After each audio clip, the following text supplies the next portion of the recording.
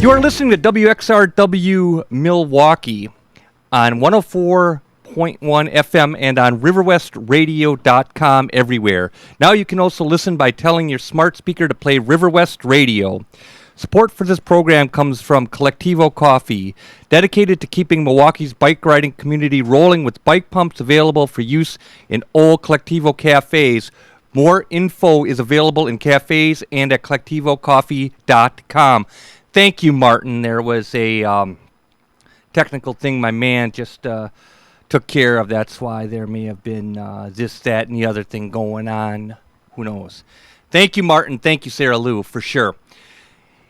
Welcome to Cinema Fireside.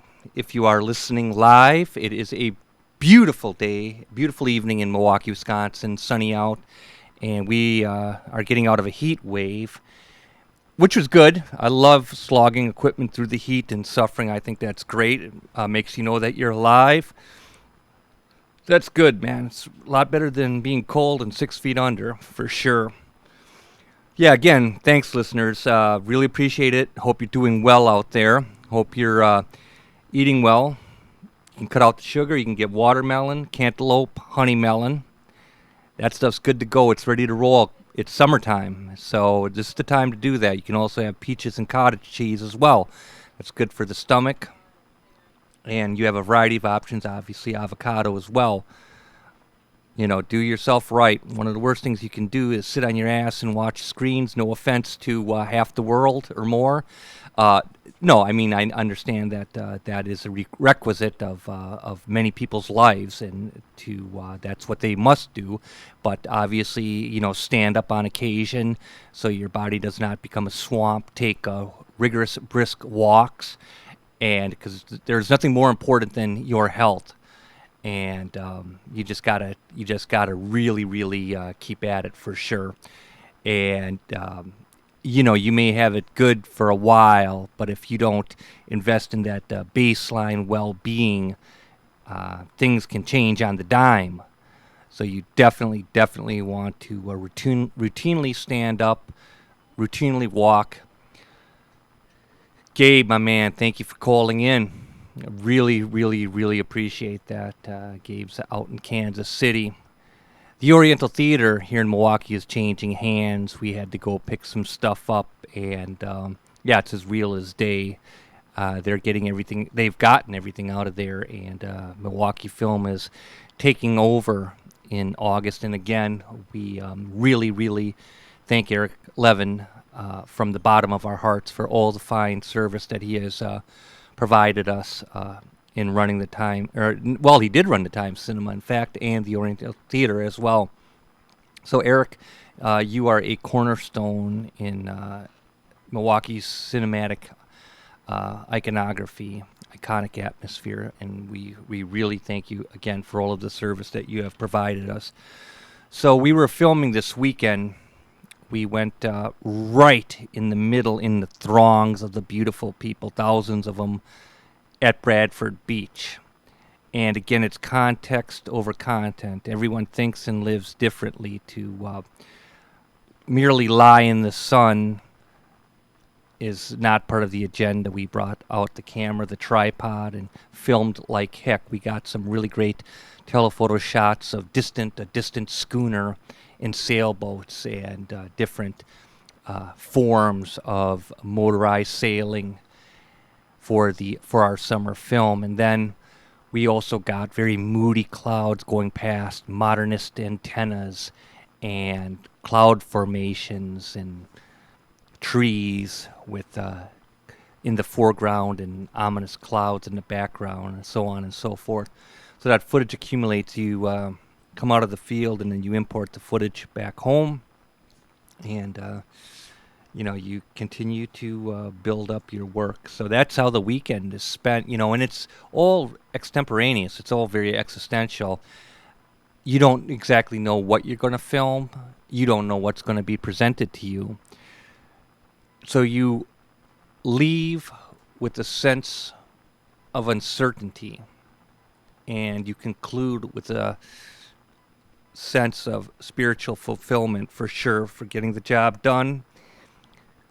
finding new miracles, visual miracles, and that's just the rhythm. That's the way it's done for sure. So that's how the weekend is, and then you type up the script. There's narration, there's obviously scene descriptions, and you keep formulating it. And so that's how you make a summer existentialist film for sure. And I want to thank my colleague for this morning's goodness, certainly, because that helps really give strength to the day and keeps one on target. And that is not to be taken lightly. That's really an infusion of necessary momentum and so on and so forth. It's very important stuff. Hey, Sarah Lou, could you ask Martin? Can you say the B word on the air, as in like complain? What did he say? Okay, cool. So ordinaries, the normals, bitch about something like they gotta wait in line at the post office. I cannot think of a more ecstatic moment than waiting in a long line at the post office. How incomprehensibly wonderful is that? To get out of the respite of no less than 102 heat degree weather, whatever that heat index, into a beautiful, evenly lit, air-conditioned room with your fellow humans, man. And you sit there and you analyze the entirety of your life, who you are in the present, how you became that person, what did you experience along the way, what must you improve, what kind of life do you really want. You're there in this atmosphere where you can't do this, you can't do that, you have to wait in line. You are blessed with the arena of deep thought. What kind of degenerate could complain about waiting in line? I know God would be mad as hell. He said, I give you this life, I put you in line to think about this life that I've given you, and you bitch about it in public, spreading the disease of your discontent. There's nothing more beautiful than waiting in line. Amen. And also, on the subject of God, I do want to thank God in heaven for disallowing me the company of dingbats who would destroy this most precious, beautiful thing you have with maniacal thoughts, thinking, distractions. Tell a person, you ain't a human doing, you're a human being. I'd be doing nothing. Just say, what are you up to? Nothing. You don't have to do nothing for 88 years straight. You don't have to be yourself, man.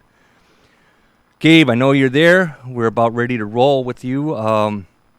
There's bike races in Shorewood and in Milwaukee on Downer Avenue.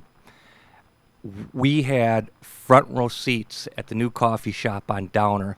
Someone said, my God, that's where you write your life story in your journal.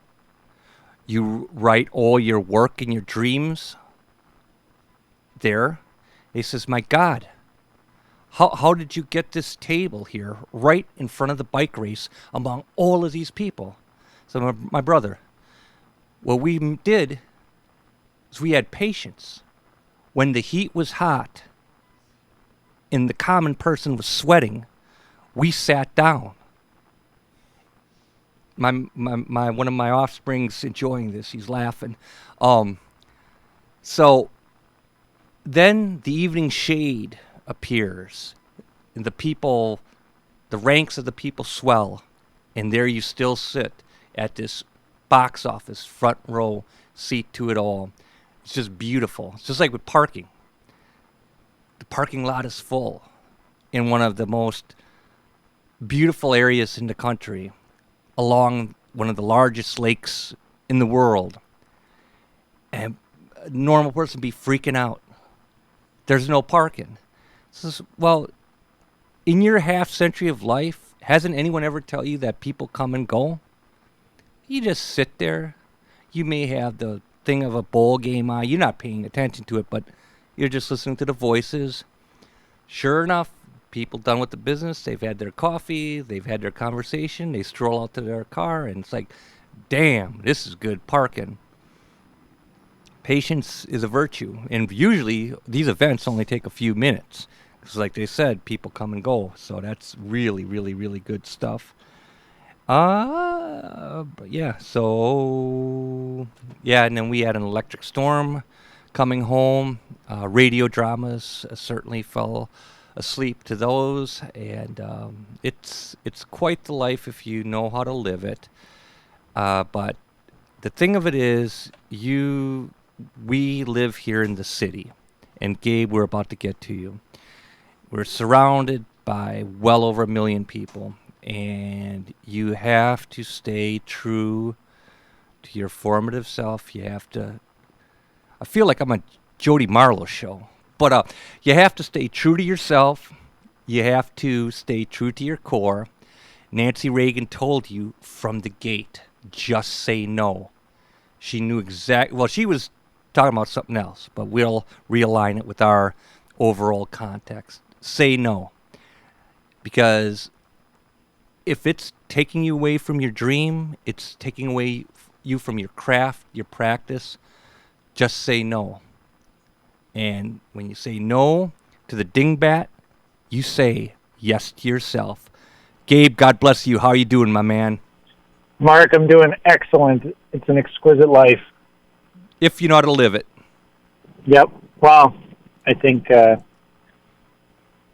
everyone does it their own way, but yeah, I agree. Everyone's idea of their own life and everyone's vision of their own life is totally different.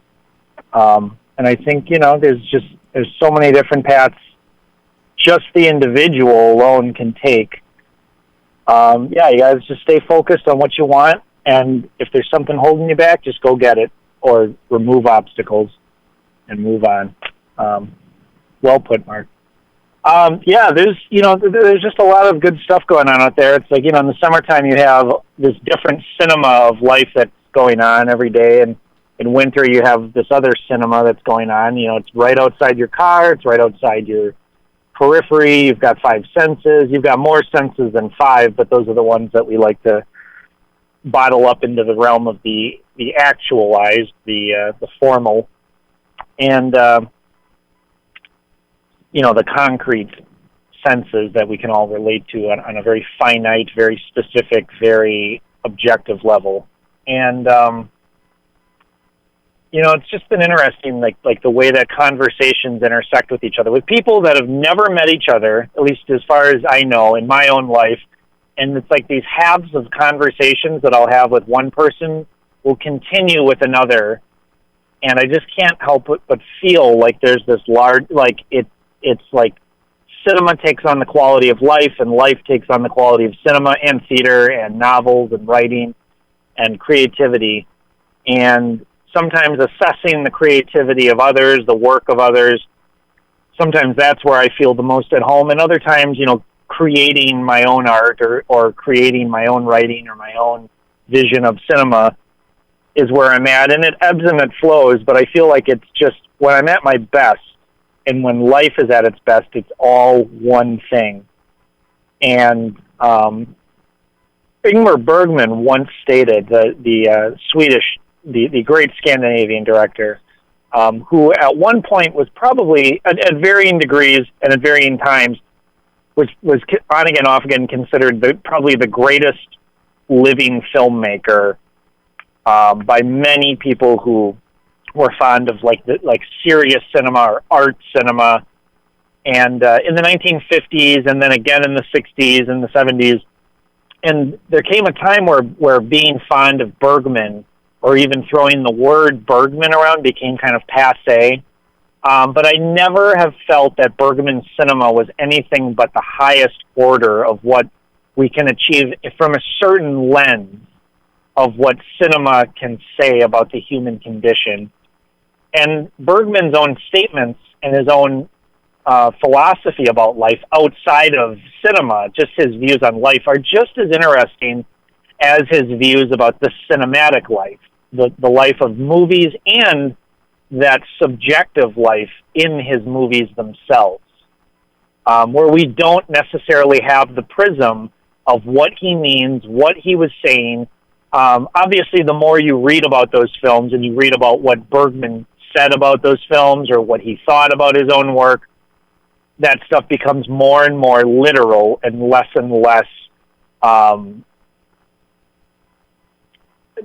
just less and less subjective, because it becomes more and more about what was he really saying, more than like, what does this say to me? So sometimes there are limitations to film studies because the curiosity of answers, of seeking answers, sometimes can limit the profundity of questions.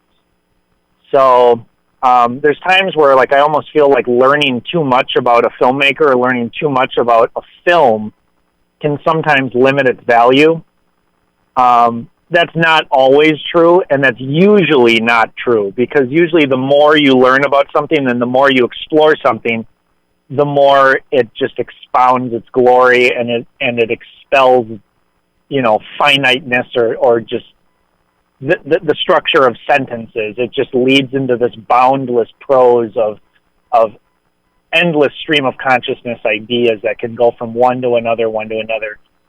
And Bergman, in his own philosophy, when it came to his films and when it came to cinema as a whole, when asked about, well, what's the secret to being a great filmmaker or being a philosopher, or having this, this sort of prolific artistry and this huge body of work, he said, your films are only as good as the quality of your human character.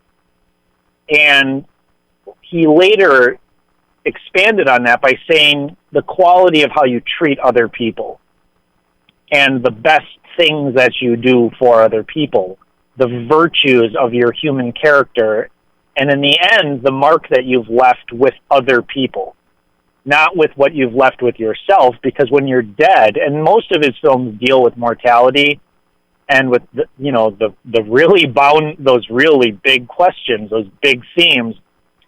As he got older, more and more what he stated was, well, when I was younger, what I was obsessed with was my own process, my own questions, my own doubt, my own life, my own experience. And as I've gotten older, I've gotten more interested in the experience of others, the thoughts of others.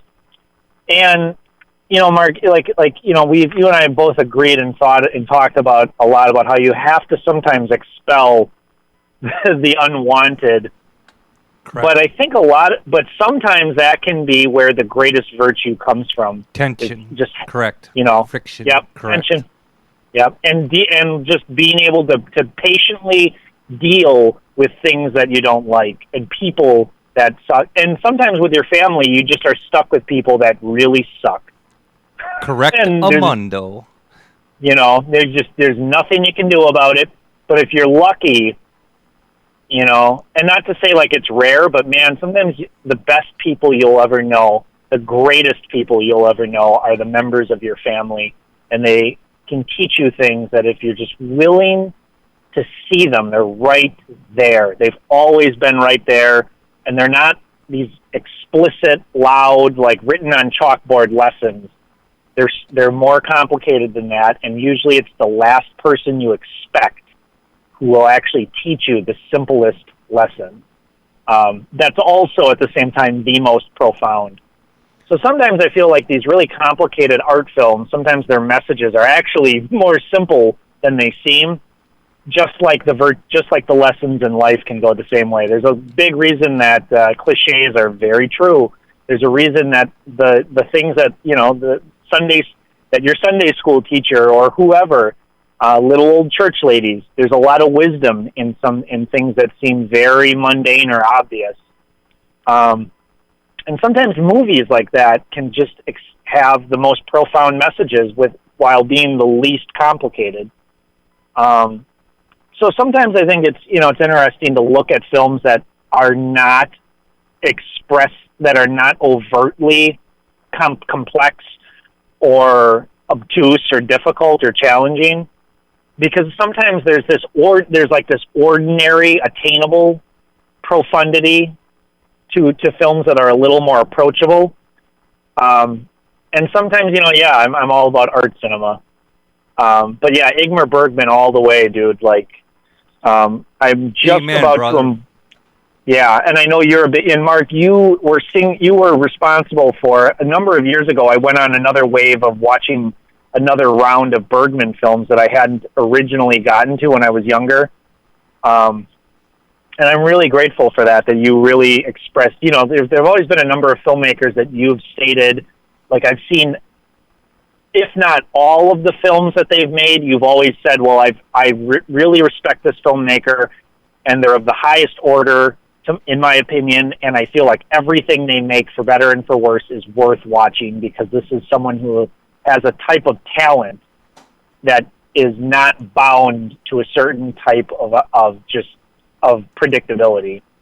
So, De Palma, Polanski, Bergman, among many others that you espoused. I tried to catch up with you on a number of those filmmakers, and I just have to say that I don't think that there's any limit to what you can learn from watching the films of Ingmar Bergman from any period.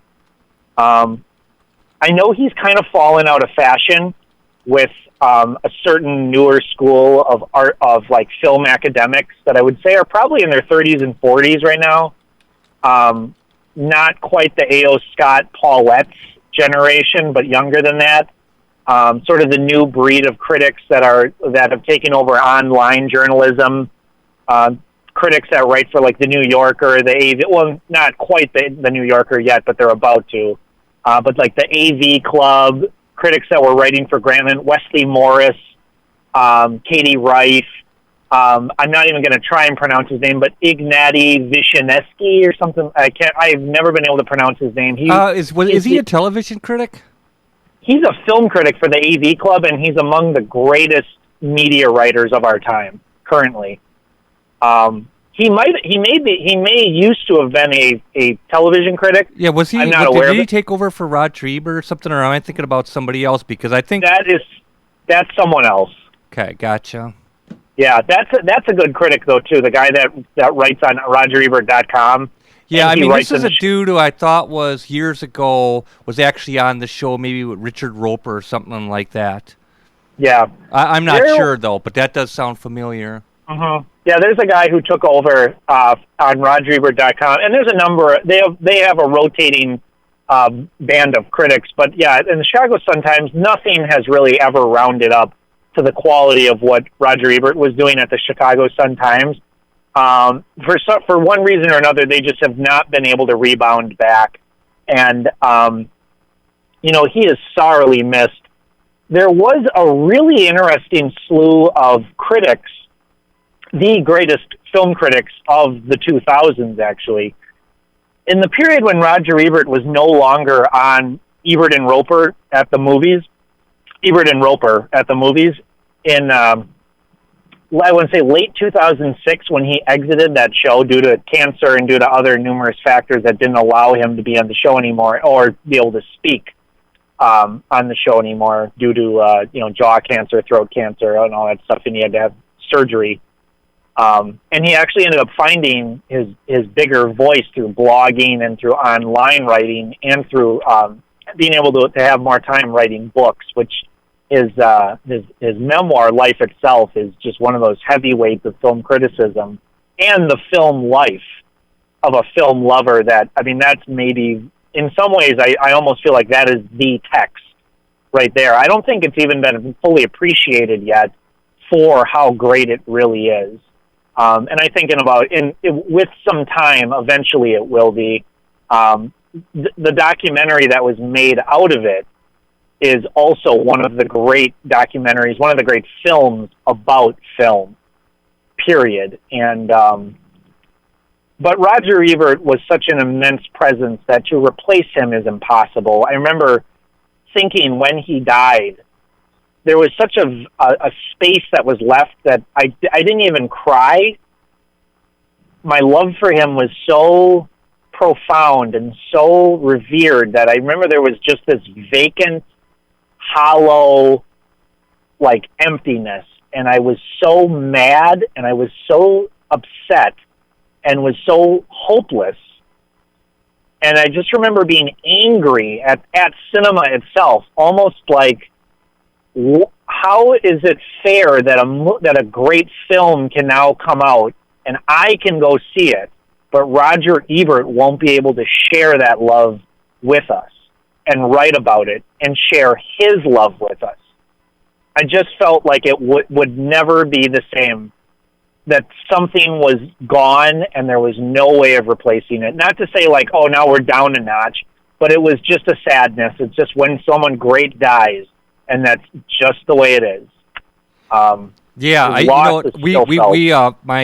least three of my kids got to meet him. I remember that because I was with my younger son, and we're not night birds, so we went to bed early. We fell asleep to radio dramas, and the girls went out to party. And it was actually, there were some huge sports events down in Champaign-Urbana, and it was hockey, I think, and everybody was yelling and screaming, and so they went out into the night, and so yeah, that I remember. And I'll say another thing too.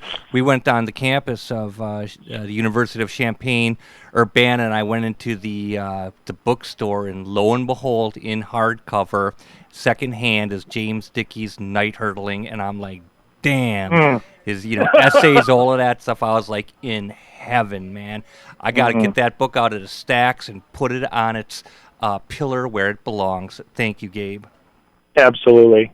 But yeah, around that time in 2007, I remember that Richard Roper had just had a rotating group of critics that would come on the show, and that was when maybe that show was its best, because Roper was never as good as, Roper's just not a great critic, period.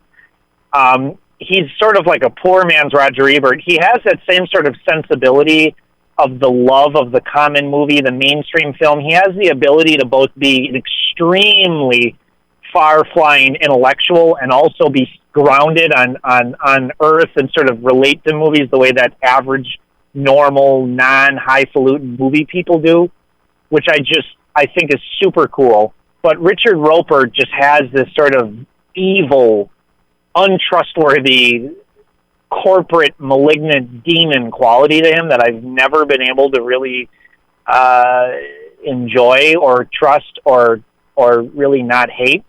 So with that being said, when Roger left the show and they had like A.O. Scott come on, and then they have Michael Phillips come on, and then they have Ty Burr come on, and then they have, Wesley.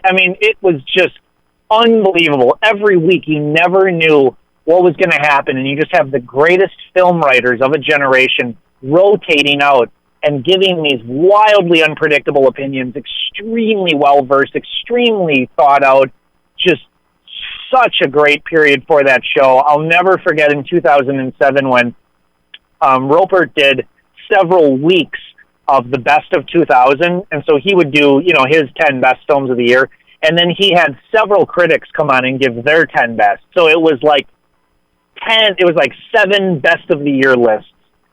And that was just I remember that first year when I really went to the next level of really starting to appreciate contemporary art cinema and keeping up with film festivals. Because I remember that Richard Roper's list of the best films of the year, I think like The Lookout was his favorite film of the year, and A.O. Scott was trying to not laugh when Roper was reading down his list of his 10 favorite films.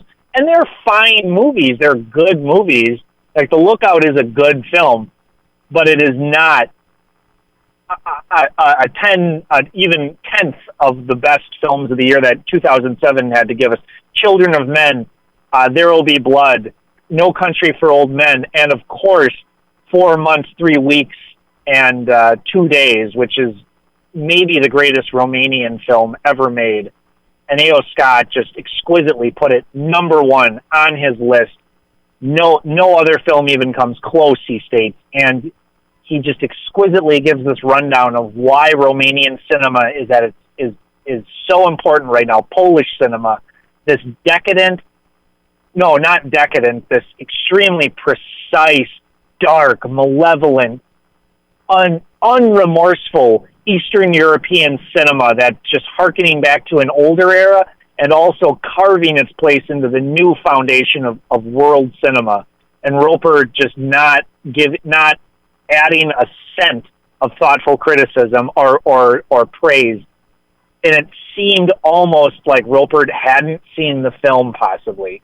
It was an embarrassing moment. It was sad, and it also felt like this guy is out of his league. But I just remember Michael Phillips being on the show and just taking it, going with it and taking it. Ty Burr coming on the show and getting into an argument with Roper on the air about the fact that you do have a choice about what kinds of films you have to watch. And Roper, like, defending, I can't remember what he was defending, but he was defending like Transformers or something like that. Like no, there's a time and a place for these average movies, and you got to understand the average, like this Leonard Maltin type dissertation on average films and average people. And Ty Burr said, listen, that's all nice and good, but there are so many good films being made. I don't have time for that argument. I respect that there are people, billions of people, that is their argument about film. They wouldn't even call it an argument. That's just the way they watch movies. Fine, good, great. That's not why I'm a film critic. That's it.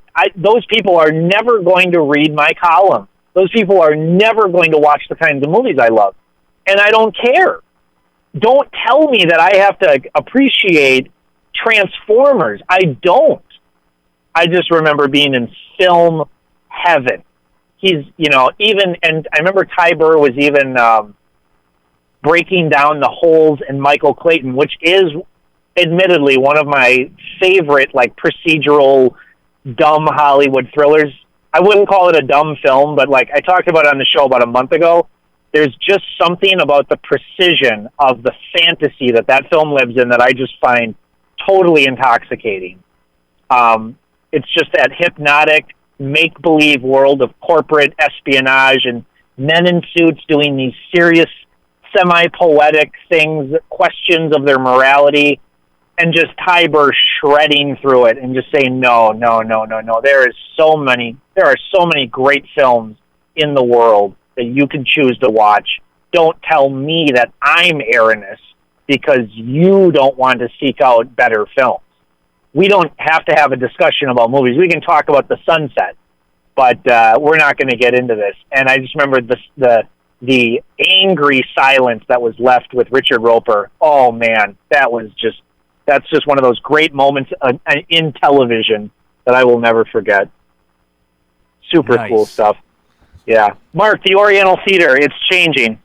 Yeah, we're going to see what their new repertoire will offer as well. And again, you know Eric Levin as well as I do, and I know that you thank him for his cinematic duties throughout the years. Is that correct, Gabe? That's an understatement, yes, but I agree with you, and I like your assessment. Eric has given so much to cinema, and the quality of his character as a human being. He's one of those people that you. Are you there, my man? Yeah, Yes. I'm here. That was a deep pause of a very textured thought. Would that be correct? It was an emotional pause. Eric is one of those people that I feel so lucky to have known for the relatively short period that I knew him. Eric is one of those people that leaves a deep impression without trying to. He lives with this tenderness and with this purpose and has such a thorough, complex intelligence and a deep, abiding love for large ideas and the things that make us human and the things that make us beautiful and complex. Eric is one of those just awesome people. And I will say this, that on again, off again, when I think about, man, who's the coolest person?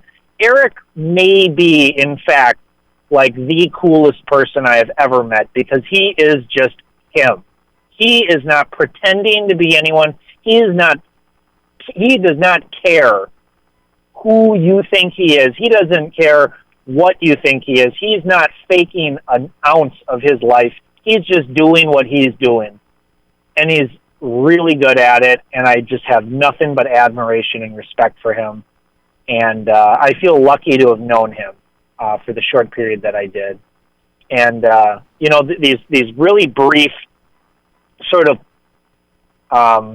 blunt conversations that I had with him about movies, I just always loved the way that if I touched on something that he found interesting that he didn't know about, his eyes would sort of square in on me, and his eyebrows would get flat, and he would go, "Really?"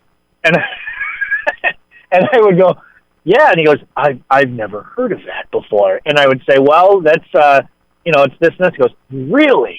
I will have to see that." And he would take out a pen right there and just find a scrap, like Kurt Vonnegut at the library, and he would just look around and find a scrap of paper or trash or something, and he would just write it down and put it in his little pile of notes as like, "I need to do that. That's an important mission. I'm going to do that, and it's going to get done."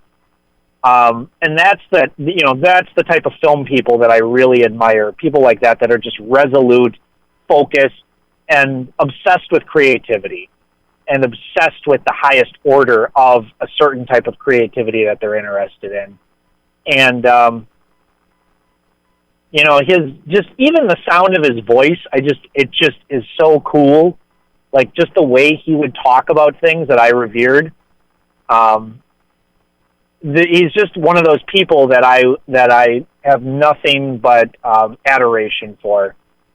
Even when he's just talking about something like writing a check. I remember he said this thing to me, and if there's a phrase that I've ever thought in my head about, just the syllabic parameter of how he said it and like the way that it sounded while he said it.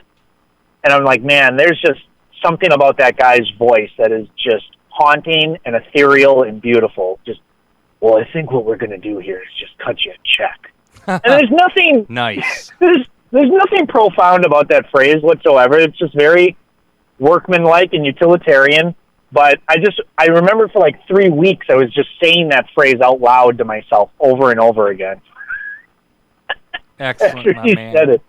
Yeah. So he is a great contribution to the world of cinema, and I eagerly look forward to visiting and/or eventually moving back to Milwaukee someday and seeing what the Oriental Theatre has to offer under new leadership with Milwaukee Film. Because I have nothing but these fond, endless memories of films that I've seen at the Oriental. I mean, the fact that I saw certain films at the Oriental Theatre is just as much a part of the film as the film itself in certain instances.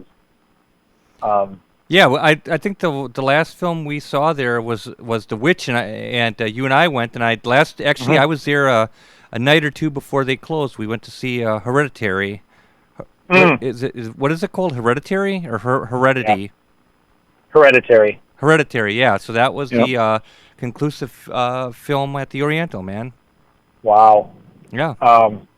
I remember having so many formative early art house film experiences there, because when I grew up in Sheboygan, which is about an hour away from Milwaukee, I would have to drive there with my mom or my dad or someone and go there just to see films being screened. And and you get sometimes these rough, beat up, not like beat up like traveling road films like in the past, but some wear and tear on some of these film prints, and then but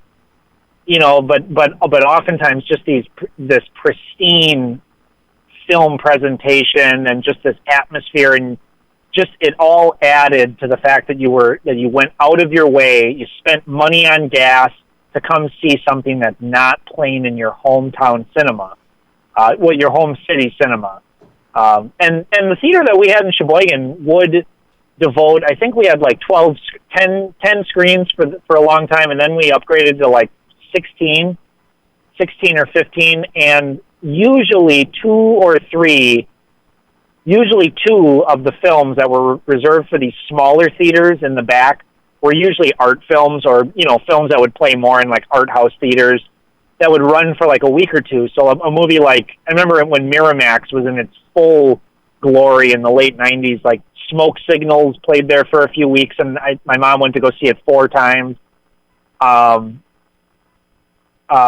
Quills played there. I went to go see that twice in the theater in 2000. And but usually, if we wanted to see something really interesting, we had to go to Milwaukee.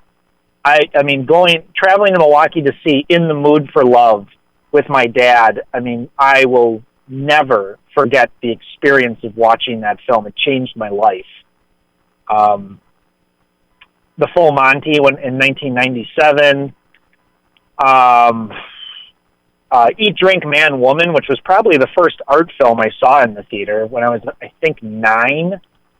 And I believe that was the first subtitled film that I saw in the theater, too. And that left a deep impression that there was a sophisticated, interesting world of cultures other than my own, with people that had problems that were different than mine, that the adult films of people in America dealing with just their typical, these like typical American films where the protagonist has some sort of problem, and then you get into the second act, and then everything sort of comedically or seriously builds up, and then it sort of epilogues down and out, and things either get resolved or they poetically don't resolve. And to see this film that had this totally foreign, and I mean that word just in terms of my experience with other types of films, narratively, to see a film that just had its own pacing, that was shot in this completely different manner, this open, like this almost like 4:3 boxy format, and this very unprocessed use of color and cinematography. It was very like cinema verite and very natural and just very rough. And it was unpolished. It was kind of hard. And it was about things that I had never seen in a film before, about food, about sex, about these, and it was comedic. And even though I think I was 9 when I saw it, I thought it was immensely funny and touching, and just revisiting it a number of years ago, I'm just shocked at how much of the film I actually understood when I was 9, and poetically, like what I understood about why the film was meaningful when I saw it. It's just like baffling to me that the film transferred that much to a child. I mean, I was not reading like poetry or like, being schooled in like, deep, thoughtful prose and watching art films. I was doing normal kid stuff when I was a kid. I was a normal kid, totally average suburban kid. So, those experiences at the Oriental Theatre, with the way it was decorated, the popcorn with the yeast on it, that big open lobby with the lighting and the paintings and the posters, and big walk up to the balcony upstairs with the big archways and the elephants, and that Auditorium 1 with its big open chamber ceiling, and I'd always put my head back and look up at the mural and the painting, the globe, circular painting, and all the artwork at the top of the ceiling, and just marveling at it, at the delicacy and the intricacy of it, and the red lighting and the oranges and the yellows, and just how wide and open the space was. And then that big screen and that open sound too. It was very different from the stadium seating, sort of Dolby, Dolby and DTS and THX, like high surround. Like we need this to be like a theater headphone type experience with like 6.1 surround sound, 5.7 surround sound. And, you need to feel every motion. And we're watching like Message in a Bottle starring Kevin Costner or something. But you need to feel every footstep, and you need to feel every wave crashing against the side of the boat. And, just the sound was so different. It had this like directness and this echoey quality. And you could see the reflection of dust as the projection was coming down. You could look back at the projection, and the image would change on the lens, and there'd be a small gap between the time when it hits the lens and it hits the screen. I mean, maybe that was just an illusion in my mind, but there was like this space. And I remember too that like the roughness of some of those prints that were shown there, it just added this like authenticity to the experience. And I was just traveling from Sheboygan, just that Saturday evening travel or that Sunday afternoon travel. It was like a religious pilgrimage. The act of traveling, choosing to leave our home and, to run maybe an errand or two in Milwaukee, but we're headed straight to that cinema.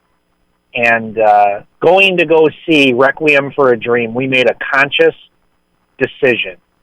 My mom and I had read extensively about that film. I had highly anticipated it for months. And as the much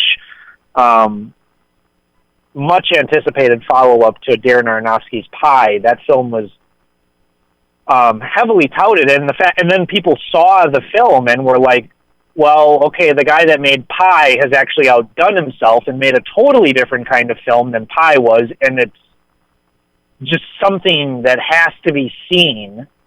And, I knew it was about heroin, and I knew it was about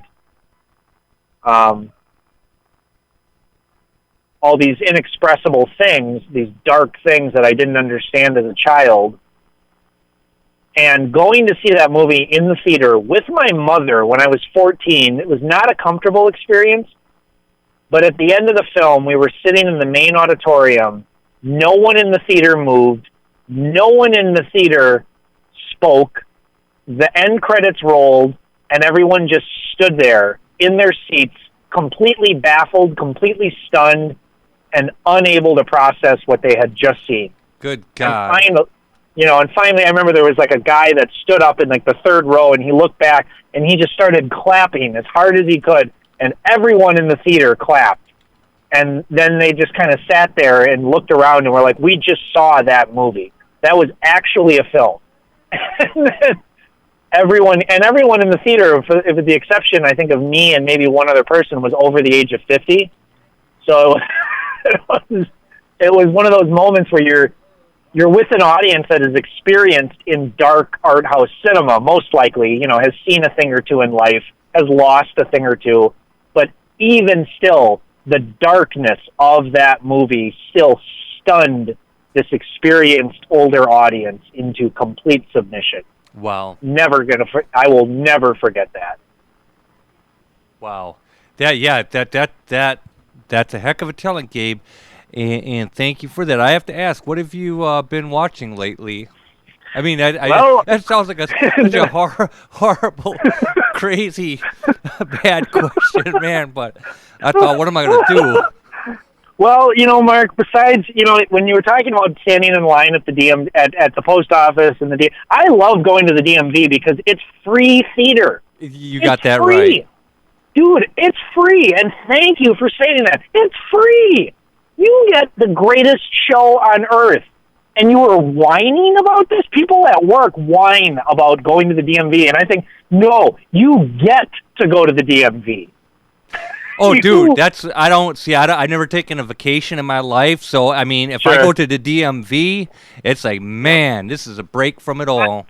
I mean, Mark, there are these sort of, like, haunted, broken people there that are like beautiful in this very odd way, like working class people. Everyone goes to the DMV. Rich people, poor people, drug addicts, schizophrenic, everybody goes to the DMV. America goes to the DMV. You go to the DMV, and I mean, yes, depending on what time you go, you're going to see a different subsect of people, but I love looking at people's shoes at the DMV. I love seeing their pants, like the condition that their pants are in, the way that they fidget with their fingers. It's really gone down in quality sense. I'll just say it, DMV movie going, because it is like a film. Because I have to imagine what people there are thinking, and most of them are, gee, I'm at the DMV. But you'll see these people that are lost in thought or lost in their feeling, and I sort of have these like Joni Mitchell moments when I can read their thoughts for like just a minute, and this like huge endorphin wave of powerful, like inexpressible emotion will come over me when I feel so like more kinship to this totally weird stranger standing or sitting like 7 chairs away from me, with his arms folded, and he's just staring off, and he's thinking about his daughter's wedding, or he's thinking about some horrible decision he made 7 weeks ago. And I will have this moment of kinship with this total stranger who may or may not know that we are having this moment, and then his number gets called, and he's gone. And there's nothing like it. Riding on the bus is a close second, but you get a certain sect of people. You get a certain predictability. There's a certain usual suspects, especially when you ride a certain route at a certain time every day. The unpredictability of it soon wavers, but that can lead to a different type of cinema. There are 2 people that I have started to see, besides the bus drivers, that I've never spoken a word to, but we have this totally complicated form of communication. One of whom is on this route that I take from east to west, and this other one is on a route I take from north to south. And it's some of the most interesting nonverbal communication I've had with another human being in a long time. And I have no intention of ever speaking to this person. But there is just layers, mountains of dialogue that have been written between me and this other human being. Man. And so that is just super cool stuff. Yeah, you get to go to the post office. You get to go to the DMV. Just get off your phone and look at the movie around you. It's entertaining as hell. It's fun as hell. It's air conditioned. Yeah, get off your beautiful, phone. Stop my man. complaining. So anyway, that's what I finally got around to watching Winged Migration, the 2004 documentary about birds migrating. And that film, and I've been meaning to see that movie for years, and I'll tell you, that is maybe the most visually sumptuous film I've ever seen. Just in terms of the actual cinematography of the final image, frame by frame, the images that are put on the screen in that film, and my interest in those images, and just my love of the image by image by image, the qualities that are in those images, the limitations and the expressiveness, because most of it's shot on film, and it's shot on a sort of grainy high contrast film, so it's not like this duper scooper overly digital diggity like skippity pippity crap that you have nowadays, where it's like you can see every little flick of a feather on every little insect and bird that's swimming thousands of feet below the it's shot on film. It's shot on a not particularly great quality of film at times too, and there's problems with the focus. There's limitations to the depth of field, and it's awesome. It's awesome. I loved it. It just totally was a great film. It's not a very thought-provoking film. It's very simple. It's very straightforward, and especially considering that it was made by a French filmmaker too, and how unpretentious it is, I was just like, this is it. This is like Planet Earth. This is like the Blue Planet, except it's good. This is not Greenpeace porn like those BBC documentaries are. This is like filmmaking. This is good stuff. And what's the name of it again, Gabe? It's called Winged Migration. It's from Nice. 2004. It's an hour and 17 minutes. It's such a blip on the radar. It's worth anyone's time. And it's a film you can watch with children too, which is, for some people, that's huge. It's it's one of those films that's rated G, that has some of the darkest content you'll ever see about mortality, much like Toy Story 3 or March of the Penguins. When things die, they die, and there's no way to fancy it up or pretty it up or make it cute. Things die, and that's the final word. March of the Penguins, by the way, I know that people like that movie because of the cute penguins, there's a lot of really disturbing stuff in that film that had nightmares about. Like, there is some stuff of dead little baby penguins that, like, really, really shook me up when I saw that film in the theater with a small child who started hysterically sobbing, as did many other kids in the theater at the sight of those dead baby penguins. And the film refuses to let those images not be shown because it's part of the film. It's real life. Anyway. Yes. Well, we that's how we're going to conclude the show, Gabe. And another thing, real quick, Mark. Dr. Dolittle from 1967. I had to turn it off. I was trying to watch it for research purposes to get deeper into films at a Revolution, Mark Harris's book about the Best Picture nominees from 67. It cannot be watched.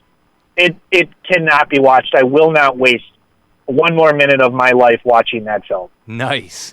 Well, Gabe, thanks, my man. Happen. Yeah, thank you for the warning, and I hope you have a very good evening, and certainly look forward to seeing you next week, my man. Absolutely, Mark. Likewise. Portrait of Jenny next week, man. I'm going to rewatch it. It's one of those films that just needs to be talked about because it just needs to be discussed. My man, we will be talking about it then next week if your memory banks stay sufficient. Absolutely, Mark. Thank you very much. As always, great to be here. Great to be here with you. And yeah, well, thanks for everyone who listened, and we'll check in next week. See ya, Gabe, and thank you. Bye, Mark. All right. Gabe Van Handel on the scene. We look forward to next week, but not too soon because time flies and so does your life. So you want to, for sure, slow those days down. I got to keep my eye on the clock here. So yeah, it's still, if you're listening live, it's my man. My man walks in. If you're listening live, it is beautiful in Milwaukee. I'm not a night bird. I get pretty tired, man. So it's probably darn near impossible to watch a film, but maybe an interview with Orson Welles or something like that, a brief one. We'll see. Yeah, there's that melancholy, because people can stay up and rock the house, and oh man, I got to look into maybe staying up a little or being able to watch a film when I come home from this. I got to look into things a little bit more and potentially change things up because life, man, I'm just so darn cool and good, and you really got to make the minutes of it. I've got the opera critic from the Shepherd Express here, off vocal though. Good to see you, my man. So I'll conversate with him afterward, and just really, really, really look into seeing what we can do here with life. Oh, actually, my man is going to play King Lear in an experimental radio play that we're doing, and it's going to take some doing, though. Man, in fact, King Lear is playing this weekend in Milwaukee outdoors for free. We'll be there. We will be on at the same time next week on WXR WLP 104.1 FM Milwaukee. To hear past episodes, visit riverwestradio.com/shows and click Cinema Fireside.